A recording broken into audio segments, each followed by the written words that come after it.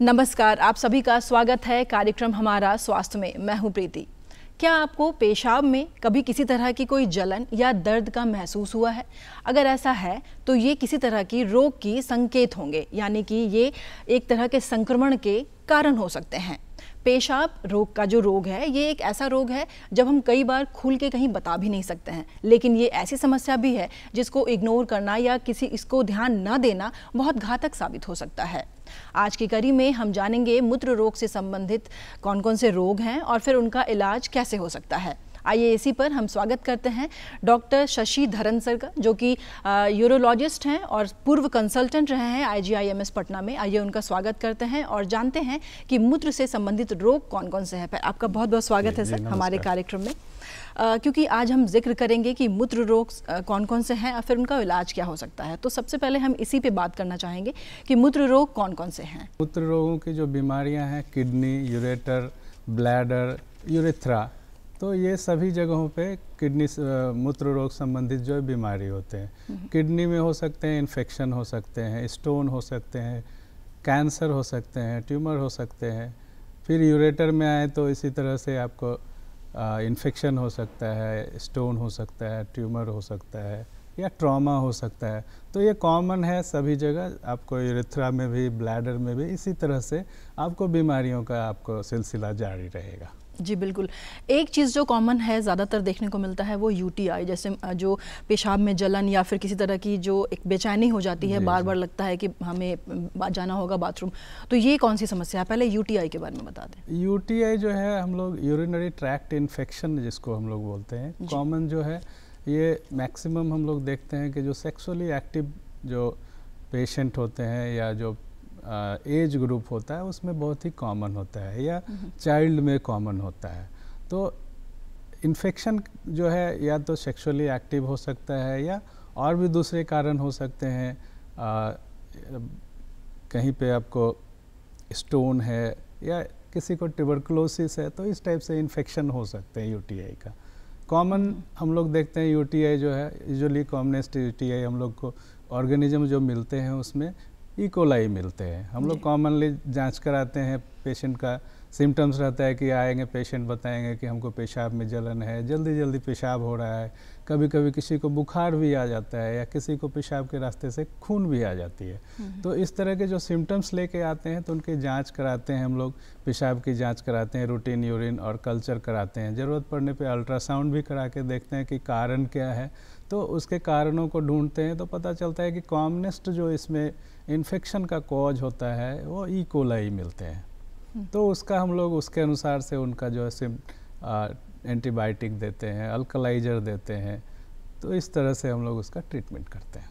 तो E. coli की जहाँ तक बात आपने की है, तो E. coli तो ज़्यादातर जैसे गंदगी में भी होता है कि गंदगी में आप जा रहे हैं तो वहाँ भी उसकी वजह से भी हो रहा है। फिर इसका इलाज क्या करना चाहिए तब? इलाज में तो बताया आपको कि हम लोग E. coli है तो E. coli के जो सेंसिटिव एंटीबायोटिक हैं वो हम लोग प्रिस्क्राइब करते हैं। साथ में यूरिन को अल्कलाइन करने के लिए अल्कलाइजर देते हैं। यदि पेन हो रहा है, डिस्यूरिया है, तो उसके लिए भी हम लोग उनको दवाइयाँ देते हैं। तो इस तरह से दवाइयाँ 7-10 दिन के कोर्स में वो लगभग ठीक हो जाते हैं। या ठीक नहीं हो रहा है तो उनके कारण को ढूंढते हैं, कोई स्टोन की वजह से UTI तो नहीं हो रहा है। अच्छा। तो स्टोन का भी हम लोग फिर उसका इलाज करते हैं। अच्छा, तो सर एक चीज़ और है कि जैसे जो जलन की बात कर रहे हैं, तो कई बार क्या होता है कि नॉर्मल सा जलन है, बार बार ऐसा एहसास होता है कि हमें बाथरूम जाना चाहिए, लेकिन होता भी नहीं है, बहुत कम मात्रा में पेशाब भी होता है। तो फिर ये उसके बाद 2 दिन बाद वो ठीक भी हो सकता है, अपने आप हो जाता है ठीक। तो फिर ये क्या कारण है? ये हो सकता है कि आप जैसे हमारा जो देश है वो गर्म देश है, यहाँ पे ट्रॉपिकल कंट्री है, तो यहाँ पे आप देखेंगे कि 7 से 8 महीने तक जो है गर्मियाँ काफ़ी रहती है। मान लीजिए कि उस गर्मी के समय में आपने कम पानी पिया, एडिक्वेट हाइड्रेशन नहीं रखा, तो उस कारण से भी सुपर सैचुरेटेड यूरिन निकलते हैं, जिससे आपको फीलिंग होगा कि वो डिस्यूरिया टाइप का है। लेकिन जैसे ही आप एडिक्वेट हाइड्रेशन आप लेंगे, पानी पिएंगे, तो आपकी जो है वो ठीक हो जाता है। डॉक्टर साहब एक चीज़ और हम जानते हैं, कई बार हमने देखा है कि पेशाब में रक्त का आना, ये किस बीमारी के लक्षण हैं? रक्त का आना एक बहुत ही गंभीर समस्या हो सकती है। हो सकता है कि साधारण बीमारी भी हो, जैसे UTI भी हो सकता है, या गंभीर बीमारियों में जैसे कि कैंसर भी हो सकते हैं। तो आप देखें ऊपर से आप किडनी से ले तो नॉर्मल इन्फेक्शन में पाइलोनेफ्राइटिस है, ट्यूबरकुलोसिस है, स्टोन है, ट्यूमर है, ये सब जगह ये कॉमन जो है कॉज है हिमेचूरिया के। तो हिमेचूरिया को हम लोगों को बहुत ही गंभीर समस्या मान के उसका इलाज करते हैं और उसी के अनुसार से हम लोग उसके जो है इन्वेस्टिगेट करते हैं और टोटल उनका जो प्रोटोकॉल है इन्वेस्टिगेशन का उसको मेंटेन करते हैं ताकि कुछ बीमारियां छूट ना जाए। तो हम लोग उसमें सभी तरह के जांच करा के देखते हैं कि कोई कैंसर तो नहीं है, ट्यूबरकुलोसिस तो नहीं है, कोई पाइलोनेफ्राइटिस तो नहीं है, कोई स्टोन तो नहीं है, जो कॉमनेस्ट कॉज ऑफ हिमेचूरिया हैं तो उसको हम लोग रूल आउट करते हैं और रूल आउट करके जो बीमारी इन्वेस्टिगेशन में निकलते हैं उसका हम लोग उसके अनुसार से उसका इलाज देते हैं। जी, आपने स्टोन की बात की तो गुर्दे में पथरी जो है ये थोड़ा आम है आजकल, खासकर ज़्यादा देखने को मिल रहा है। तो ये समस्या के बारे में मैं चाहूँगी थोड़ा हमारे दर्शकों को विस्तार से बताएं, ये समस्या क्या है और फिर इससे निजात कैसे पाया जाए। स्टोन जो है हमारे देश में काफ़ी स्टोन जो है काफ़ी मुख्य समस्या है, किडनी स्टोन। और हमारे देश में जो गर्म प्रदेश है, जितने भी जैसे बिहार है, यूपी है, राजस्थान है, जो गर्म प्रदेश में वहाँ पे स्टोन बनने की प्रक्रिया काफ़ी ज़्यादा है। उसका कारण है कि आपका एडिक्वेट हाइड्रेशन नहीं होने के चलते जो किडनी में यूरिन जो है सुपर सैचुरेटेड होने के चलते वहाँ क्रिस्टल्स ज़्यादा बनते हैं और क्रिस्टल्स ज़्यादा बनेंगे तो स्टोन्स ज़्यादा बनेंगे। तो उसके लिए हम लोग को स्टोन ज़्यादा ना बने उसके लिए एडिक्वेट हाइड्रेटेड रखना है, एडिक्वेट फ्लूइड इनटेक लेना है, साइट्रस फ्रूट्स खाने हैं जैसे कि आप लेमन्स लेना है, अनानास, संतरा, मौसमी, इस तरह के फ्रूट्स जो है रेगुलर आपको यूज करना चाहिए टू प्रिवेंट स्टोन फॉर्मेशन। और यदि स्टोन बन जाए तो उसके प्रॉपर जो है तरीके हैं, इलाज जो है उसका हम लोग प्रॉपर इलाज करते हैं। एक तो प्रिवेंटिव एस्पेक्ट है स्टोन के और दूसरे हैं ट्रीटमेंट एस्पेक्ट। ट्रीटमेंट एस्पेक्ट में फिर आ जाते हैं तो हम लोग उसका इलाज ऑपरेशन से करते हैं। ऑपरेशन में बहुत सारी विधियाँ आ गई है, चीरा लगा करके ऑपरेशन करते हैं, दूरबीन से हम लोग छेद करके ऑपरेशन करते हैं, PCNL बोलते हैं, परक्यूटेनियस नेफ्रोलिथोटोमी बोलते हैं। फिर बिना चीरा लगाए भी हम लोग पेशाब के रास्ते से जा कर के किडनी स्टोन को लेजर से मशीन से तोड़ देते हैं, उसको हम लोग रेट्रोग्रेड इंट्रारीनल सर्जरी RIRS बोलते हैं। तो जो ट्रीटमेंट मॉडलिटीज़ है बहुत सारे हैं। इससे भी हम लोग और भी है कि ना मशीन एक ESWL होता है, आपको ESWL मशीन रहता है, उसमें पेशेंट को लिटा देते हैं स्टोन को फोकस करके और स्टोन को हम लोग मशीन से तोड़ देते हैं। यानी बेहतरीन इलाज उपलब्ध है। बेहतरीन इसके बावजूद एक चीज़ जो देखते हैं, ज़्यादातर लोग इसको थोड़ा सा इग्नोर करते हैं कि अच्छा ठीक है हम ऑपरेट करा लेंगे बाद में। तो ये कितना घातक साबित हो सकता है इग्नोर करना? काफ़ी घातक साबित होता है। हमारे देश में स्टोन के वजह से इंड स्टेज रीनल डिजीजेज, जिसको हम लोग क्रोनिक किडनी डिजीजेज बोलते हैं, वो आप देखेंगे कि 10 से 15% जो किडनी के जो फेल्योर के मरीज हैं वो स्टोन के वजह से मिल जाते हैं। तो इसको हम लोग को किडनी स्टोन यदि किसी को हो गया है तो उसको धीमे से नहीं लेना है, उसका इलाज जितना जल्दी हो सके करवाना है, नहीं तो वो किडनी को डैमेज कर देगा। जी बिल्कुल। कई बार ये भी कहा गया है कि केवल दवाइयों से सेवन, क्योंकि हमारे यहाँ जैसा कि आप बता रहे हैं हमारा जो देश है ये विभिन्न तरह की चीज़ों से भरा पड़ा है। तो एक चीज़ और है कि लोग घरेलू इलाज की तरफ भी जाते हैं। तो खास करके अगर किडनी में स्टोन है तो घरेलू इलाज की तरफ जाना, जैसे आपने बताया कि इग्नोर करना घातक साबित हो सकता है, ऐसे ही जो घरेलू इलाज है उसकी तरफ जो हमारे दर्शक जाना चाहते हो तो वो कितना सही होगा? घरेलू इलाज बहुत ही कामयाब नहीं है। घरेलू इलाज में इनका हमारे अनुसार से आज के जो वैज्ञानिक युग है इसमें इसका कोई जगह नहीं है। यदि हो गया छोटा मोटा स्टोन है तो आप उसको प्रॉपर एडिक्वेट हाइड्रेशन से उस स्टोन को हम लोग निकाल सकते हैं, लेकिन निकलेगा कि नहीं निकलेगा वो आप डॉक्टर से कंसल्ट करें और उनके फॉलोअप में ट्रीटमेंट में ज़रूर रहें। इसीलिए घरेलू उपचार का जगह कहीं पे अब नहीं बचता है। यानी कि ज़रा सा भी हमें देर नहीं करना चाहिए इलाज कराने के लिए, घर की तरफ नहीं। बिल्कुल। एक चीज़ और है, प्रोस्टेट जो संबंधित रोग है वो कौन से रोग होते हैं, और मैं चाहूँगी इसके बारे में हमारे दर्शकों को बताएं। आजकल ज़्यादा फैल रहा है। जी फैल नहीं रहा है, मतलब ये एक एजिंग प्रोसेस की डिजीजेज हैं। जो प्रोस्टेट की बीमारियां हैं एक एजिंग प्रोसेस की बीमारियां हैं। आप देखेंगे 45 या 50 के बाद जो है मेल में, specially in male, they are suffering from increase frequency at night, dysuria, intermittency, urgency. तो इस टाइप के जो उनके सिम्टम्स रहते हैं कि रात में ज़्यादा पेशाब लगता है, पेशाब की धार कम हो जाती है, रुक रुक के पेशाब होता है, तो ये प्रोस्टेट के बढ़ने के कारण हमको इस बीमारी को बिनाइन प्रोस्टेटिक हाइपरप्लेसिया बोलते हैं। तो ये कॉमन है due to lack of exercise, food जो हमारा हैबिट है वो मोर फैटी फूड ये सब लेना, तो ये सब कारण एक है जिसके चलते आज के युग में जो है BPH की समस्या एक कॉमन सी समस्या होते जा रही है।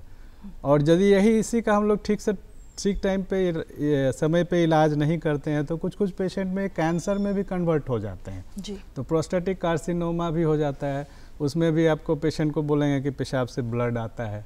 ये सब जो दिक्कतों के बावजूद भी कुछ पेशाब में ब्लड भी आते हैं, तो बीमारियां गंभीर है। इलाज जो है यदि शुरुआती दौर में आप डॉक्टर से मिल लें, इलाज करवाएं तो इसकी इलाज काफ़ी आसान है। आपको कुछ लाइफ स्टाइल मॉडिफिकेशन करने होंगे, आपके डाइट मॉडिफिकेशन करने होंगे, ये दोनों से यदि नहीं हो रहा है तो आपको मेडिकेशन से उसका हम लोग इलाज करते हैं। मेडिकेशन से भी नहीं हो पा रहा है तो सर्जरी से इलाज करते हैं। तो इलाज संभव है, सब चीज़ का इलाज है आजकल। और अगर इलाज देर से हुआ या नहीं हो सका तो फिर वो कैंसर का कारण बन सकता है। कैंसर डेवलप कर सकता है धीरे धीरे, तो उसको हम लोग फॉलो अप में रखते हैं, उनको हम लोग जांच करके देखते हैं कि कैंसर की तरफ तो नहीं जा रहा है तो उसका हम लोग जांच करके रूल आउट करते हैं। यदि इलाज है तो उसका कैंसर का इलाज करते हैं। कई बार ऐसा होता है कि हमें पता नहीं चल रहा है या फिर फीलिंग हो रही है कि हमें जाना है पेशाब करने, लेकिन वो कब हो जाता है, मतलब वो कंट्रोल से बाहर होता है, तो ये कौन सी समस्या है? ये अर्जेंसी या अर्ज इनकॉन्टिनेंस जो है आप देखेंगे कि औरतों में ज़्यादा है। या हमारा जो कंट्री है एक डायबिटिक कैपिटल है वर्ल्ड का, that is the one of the reason कि urgency is very very common nowadays in the peoples. और स्पेशली इन फीमेल जहाँ पे कि अर्जेंसी की हम लोग बात करते हैं, ज़्यादातर जो है डिलीवरी नॉर्मल डिलीवरी होता है। नॉर्मल डिलीवरी में क्या होता है कि जितने भी लिगामेंट्स या सपोर्ट्स जो हैं यूट्रस के, ब्लैडर के, वो सब काफ़ी जो है लूज हो जाते हैं, तो उसके वजह से उनको कंट्रोल करने में काफ़ी दिक्कतें आती है एक सर्टेन उम्र के बाद। स्पेशली जब देखेंगे कि पोस्ट मेनोपॉजल स्टेज में लेडी चली जाती हैं 45 बियॉन्ड 50, तो उनको ये सब समस्याओं से ग्रसित होना पड़ता है। और ख़ास करके यदि वो डायबिटिक या हाइपरटेंशन या कोई कोमॉर्बिड कंडीशन एसोसिएटेड है तो समस्याएं काफ़ी बढ़ जाती है। तो उसका इलाज हम लोग भी बताते हैं कि आप जो है कुछ पेल्विक एक्सरसाइज या कीगल एक्सरसाइज बताते हैं पेशेंट को, वो करें। रात में फ्लूइड इनटेक आप कम रखें ताकि ज़्यादा पेशाब ना बने, तो रात में आपको कम उठना पड़े, तो आपकी रात की जो नींद नहीं डिस्टर्ब होगी, तो पेशेंट के क्वालिटी ऑफ लाइफ जो है वो काफ़ी हद तक आपके कंट्रोल में रहेंगे। नींद आपकी बार बार उठेगा पेशाब करने के लिए तो उनकी क्वालिटी ऑफ लाइफ हैम्पर होती है। तो डॉक्टर का काम केवल ट्रीटमेंट ही नहीं देना है, उनके क्वालिटी ऑफ लाइफ को भी इम्प्रूव करना है हमारा काम जी। यानी कि जो खान पान है वो भी बहुत हद तक बहुत हद तक खान पान बताया तो आपको कि डायबिटीज़ का कैपिटल है हमारा कंट्री। कारण क्या है कि हमारे कंट्री में 90% पॉपुलेशन को बैलेंस डाइट की काफ़ी कमी है। बैलेंस डाइट मिलता नहीं है, लोग कार्बोहाइड्रेट डोमिनेंट डाइट खाते हैं, और वही कारण है आपके डायबिटीज़ का सबसे बड़ा कारण जी। एक स्ट्रक्चर्स भी है एक समस्या मुद्र से संबंधित रोग के जी हमारे इसके बारे में भी आप हमारे दर्शकों को बताएं। हमारे यहाँ स्ट्रक्चर का जो बीमारी है वो एक तो कारण उसका ट्रॉमेटिक स्ट्रक्चर, दूसरा इन्फेक्टिव स्ट्रक्चर जी। और दोनों आप देखेंगे कि लो सोशियो इकोनॉमिक स्टेटस वाले पेशेंट जो हैं काफ़ी है यहाँ पे। तो जो काम कर रहे हैं, लेबर का काम कर रहे हैं, कहीं जा रहे हैं, RTA रोड ट्रैफिक एक्सीडेंट हो गया, तो यदि पेल्विक फ्रैक्चर, पेल्विक बोन का फ्रैक्चर हो गया है तो ज़्यादातर चांस रहता है कि उनके यूरेथ्रा का रप्चर हो जाएगा। तो उस कंडीशन में उनको स्ट्रक्चर की बीमारी हो जाती है। या पेशेंट यदि सेक्सुअली एक्टिव है, अनप्रोटेक्टेड सेक्स किए, तो उनको गोनोकोकल, नॉन गोनोकोकल यूरेथ्राइटिस के वजह से भी स्ट्रक्चर बन जाता है। तो स्ट्रक्चर के वजह से पेशेंट का पेशाब का स्ट्रीम काफ़ी पुअर हो जाता है, वो जोर लगा करके पेशाब करता है। यदि उसको ट्रीट टाइम पे नहीं किया गया तो वो धीरे धीरे वो किडनी फेल्योर की तरफ चले जाते हैं। यानी बहुत गंभीर समस्या है। गंभीर समस्या। इलाज क्या करना चाहिए? इलाज इन्फेक्टिव स्ट्रक्चर है तो इन्फेक्शन का इलाज करना है जी। ट्रॉमेटिक स्ट्रक्चर है तो उसको हम लोग को जहाँ पे रुकावट है उसका हम लोग ऑपरेशन करके उस रुकावट को इरिथ्रोप्लास्टी करके हम लोग उसको ठीक कर देते हैं। जी, अब हम थोड़ा सा बच्चों को लेके थोड़ा बात कर लें। बच्चों में जब इस तरह की समस्याएं अगर होती है तो जो कई बार ऐसा देखा भी गया है, और मैं चाहूँगी कि हमारे दर्शकों को आप बताएं भी कि बच्चों में अमूमन कौन सी समस्या आम है जो उनको हो सकता है, फिर क्या करना चाहिए उस पर? बच्चों में खास करके देखें कि बच्चे जो है पेशाब कर वो तो बता नहीं पाते हम लोगों को कि उनको पेशाब में जलन है या क्या है जी। तो वो उनको हम लोग को खुद से जज करना पड़ता है कि पेशेंट को क्या दिक्कत है। बच्चे हैं तो पेशाब करते समय कहीं रो तो नहीं रहे हैं या पेशाब के रास्ते को खींच तो नहीं रहे हैं, या लड़की है तो पेशाब के रास्ते को नोच तो नहीं रही है। तो ये सब कॉमन जो है मतलब लक्षण है यूटीआई के बच्चों में। तो उनका भी कारण ढूंढ करके उनका निदान करते हैं हम लोग, जांच करते हैं कोई किसी को स्टोन तो नहीं है। मेल है तो कॉमनेस्ट कॉज हो जाता है उसमें कुछ जो congenital anomaly posterior urethral valve होते हैं उसके वजह से बीमारियां हो सकती है। तो हम लोग को बीमारियों को पता लगा करके उसका इलाज देना पड़ता है। यानी इसकी वजह से बच्चों में स्टोन भी हो सकता है? हाँ, बच्चे में भी स्टोन बनने की समस्या होती है, बच्चों में भी स्टोन बनते हैं यदि रास्ते में रुकावट है। जैसे बच्चों में खास करके मेल चाइल्ड में देखते हैं हम लोग कि बच्चा पैदा हुआ और उसके पेशाब के रास्ते में रुकावट है जी, अननोटिस्ड रह गया लॉन्ग टाइम पे, तो उस बच्चों में स्टोन बनने की संभावना ज़्यादा होती है, ज़्यादा प्रबल हो जाती है। और यदि स्टोन बन गया है तो उसका इलाज करते हैं। बीमारी का जो पीयू वाल्व का है साथ साथ स्टोन का भी साथ में इलाज करना पड़ता है। जी, यानी कि बच्चों को भी खासा ध्यान देना पड़ता है कि किस तरह से। जरूर ध्यान दें, सभी अपने बच्चों के प्रति जो है उनका हेल्थ के प्रति जिम्मेवार हों और उनके छोटी छोटी बातों को नकारें नहीं, क्योंकि ये छोटी सी चीज़ है इन्फेक्शन जो बाद में धीरे धीरे वो पता चला कि लो ये तो इसको किडनी डैमेज हो गया, पाइलोनेफ्राइटिस हुआ और इसका किडनी डैमेज हो गया। तो छोटी छोटी चीज़ों को हम लोग को नकारना नहीं चाहिए, उस पर ध्यान रख के उसके इलाज करने चाहिए। बिल्कुल, डॉक्टर साहब ने बहुत ही अच्छी बात बताई कि छोटी छोटी चीज़ों पे आपको ध्यान देना चाहिए, और भी बहुत कुछ जो आपके शरीर में किसी तरह की कोई बदलाव नज़र आए तो भी आपको तुरंत डॉक्टर से संपर्क करना चाहिए। आइए इसी पे देखते हैं हमारी कुछ ज़रूरी बातें। आप कई तरीकों से मूत्र संबंधी समस्याओं को रोक सकते हैं। उनमें से कुछ शामिल हैं: खूब पानी पीना, बार बार पेशाब करना, मूत्राशय में जलन पैदा करने वाले पदार्थों से परहेज करना, उदाहरण के तौर पर कैफीन या अल्कोहल, जननांग क्षेत्र को साफ रखना, अपने जननांग क्षेत्रों में तेल के उपयोग से बचें, जननांग क्षेत्रों में सुगंधित उत्पादों के उपयोग से बचें, मासिक धर्म कप या सैनिटरी पैड जैसे बेहतर स्वच्छ उत्पादों का उपयोग करना, सूती कपड़े पहनना जो आरामदायक और ढीले हों, मूत्र मार्ग के आसपास के क्षेत्र को सूखा रखना।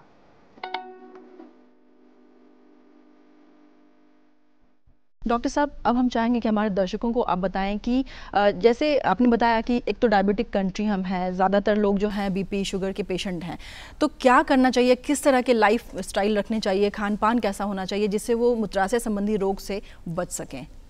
एक तो आपको सबसे पहले आपके लाइफ स्टाइल मॉडिफिकेशन करने होंगे जी। कि आप जो सीडेंट्री हैबिट है उसको छोड़िए, काम जो कर सकते हैं कीजिए, मॉर्निंग वॉक कीजिए, सवेरे कम से कम अपने शरीर के लिए 1 घंटा 1.5 घंटा ज़रूर दें। जो कर सकते हैं, एक्सरसाइज है, व्यायाम है, योगा है, खेल सकते हैं, साइकिलिंग कर सकते हैं, फुटबॉल खेल सकते हैं, बैडमिंटन खेल सकते हैं, स्विमिंग, कुछ भी ज़रूर करें। साथ में लाइफ स्टाइल मॉडिफिकेशन के साथ साथ आपको ये सब चीज़ें ध्यान रखनी है कि आप कोई टोबैको स्मोकिंग ना करें, टोबैको च्यूइंग ना करें, अल्कोहल इंटेक ना हो। दूसरी और तीसरी सबसे खास कि आप बैलेंस डाइट ज़रूर लें। हमारे यहाँ देखेंगे कि नॉर्मल जो खाना यहाँ खान पान है, आप सवेरे उठे रोटी सब्जी रोटी भुजिया खा लिए, दोपहर में भात दाल तरकारी और फिर रात में रोटी तरकारी खा के सो गए, तो कहीं प्रोटीन की दर्शन नहीं होती हमारे खान पान में। तो खान पान में आप जो है उसको संतुलित आहार में बदलें, कार्बोहाइड्रेट डोमिनेंट डाइट से उसको आप संतुलित आहार में लाएं ताकि सब चीज़ मिले, प्रोटीन भी मिले, कार्बोहाइड्रेट भी मिले, फैट भी मिले, मिनरल्स भी मिले, विटामिन्स भी मिले। तो ये ज़रूरी है, आप स्वस्थ रहें उसके लिए ये सब छोटी छोटी चीज़ें हैं। कोई ज़रूरी नहीं है कि आप डेली बहुत ही महंगी चीज़ें खाएं, एक अंडा, सिंपल सा एक अंडा जो है 5 रुपये की मिलती है, आपको 3 अंडा खा लेंगे तो आपको प्रोटीन रिक्वायरमेंट मिल जाएगा, 4 अंडे खा लेंगे तो पूरे हो जाएगी। तो सस्ती सस्ती चीज़ें भी खा के आप अपने डाइट को संतुलित आहार में कन्वर्ट कर सकते हैं। बिल्कुल।